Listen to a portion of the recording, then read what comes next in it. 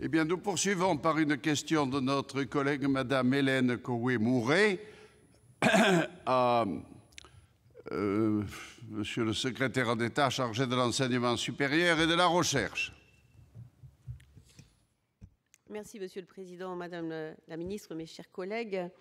Ma question s'adressait donc à Monsieur le ministre de l'Enseignement supérieur et de la Recherche, dont je salue la nomination à la tête d'un ministère aux responsabilités essentielles aujourd'hui. Ce ministère soutient en effet l'innovation, la création au cœur de notre enseignement, qui font partie des fleurons de notre rayonnement à l'étranger.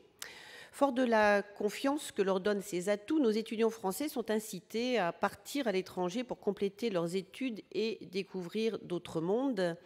Et puis, il est vrai que les échanges, les stages et les séjours à l'étranger font maintenant partie intégrante des cursus et deviennent la norme. Les étudiants eux-mêmes sont de plus en plus nombreux à vouloir partir pour améliorer leurs compétences.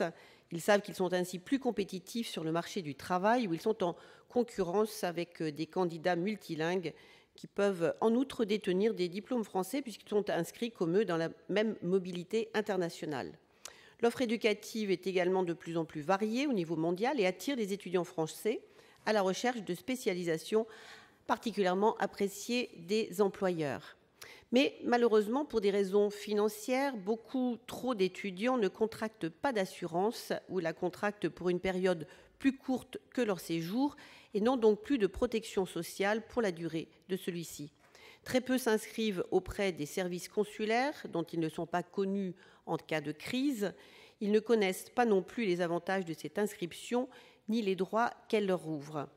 Il me semble donc, Madame la Ministre, qu'il serait bénéfique que le ministère de l'Éducation nationale, de l'Enseignement supérieur et de la Recherche mette en place une campagne d'information auprès du public étudiant, notamment pour ceux qui se rendent hors de l'Union européenne dans le cadre de leurs études. Ainsi, les services internationaux des universités et des grandes écoles pourraient relayer cette campagne afin d'inciter ces jeunes à s'inscrire auprès des consulats, mais également à souscrire une assurance qui leur garantisse une couverture sociale en cas de maladie, d'accident, d'hospitalisation, voire de rapatriement en France. J'aimerais donc savoir si une telle campagne d'information est envisageable ou envisagée. Je vous remercie. La parole est à Madame la ministre Laurence Rossignol. Madame la sénatrice, vous interrogez le gouvernement sur la mobilité des étudiants français à l'étranger. Dans le cadre de l'internationalisation croissante de notre système d'enseignement supérieur, cette mobilité sortante est un axe prioritaire qu'il convient de développer, mais également de sécuriser.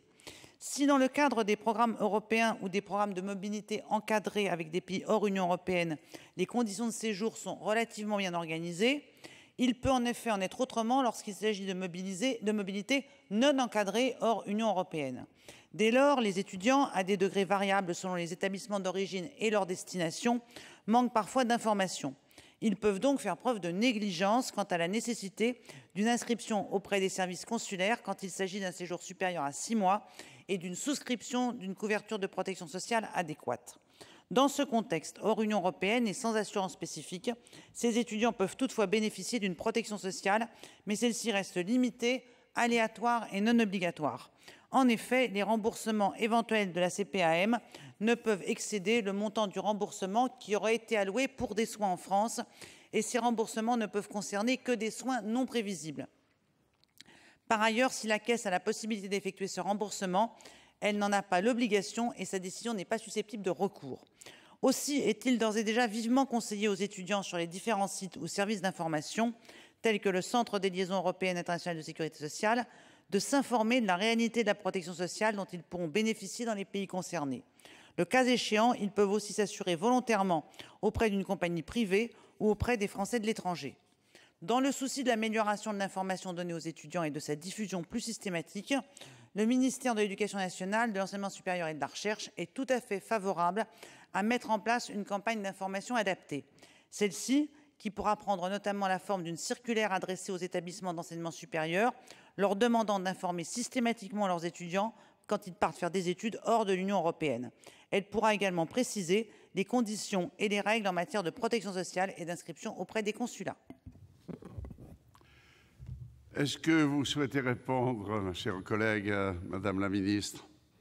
Oui, merci Monsieur le Président. Madame la Ministre, je vous remercie pour cette réponse. Je vois bien que le ministère a vraiment pris la mesure des problèmes que les étudiants peuvent rencontrer. Je suis heureuse qu'une circulaire, en effet, puisse inciter les universités, les grandes écoles à lancer cette campagne d'information. J'avais moi-même fait le point avec un certain nombre de nos postes consulaires à l'étranger et observé bien l'embarras dans lequel se trouvent les étudiants et bien sûr leurs familles quand ceux-ci sont victimes d'un accident parfois assez grave. J'aurais pu ajouter qu'on pourrait imaginer que le ministère des Affaires étrangères, du développement international soit aussi partenaire et soutienne cette campagne d'information. Je vous remercie. Nous poursuivons par une question